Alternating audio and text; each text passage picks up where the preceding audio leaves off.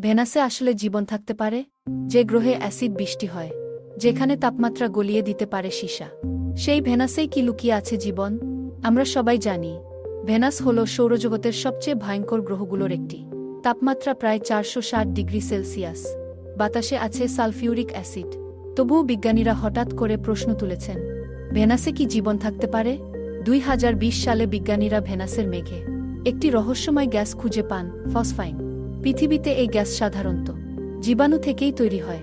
এই আবিষ্কার নিয়ে গবেষণা করে নেসা এবং ইসা। তাদের ধারণা, ভেনাসের পৃষ্ঠে নয়, বরং তার উপরের মেঘের স্তরে মাইক্রোস্কোপিক জীবনের সম্ভাবনা থাকতে পারে। মানে, জীবন হয়তো সবসময় পৃথিবীর মতো পরিবেশ চায় না। তাহলে প্রশ্ন থেকেই যায়, ভেনাস কি সত্যিই মৃত গ্রহ, নাকি সে শুধু তার রহস্য লুকিয়ে রেখেছে?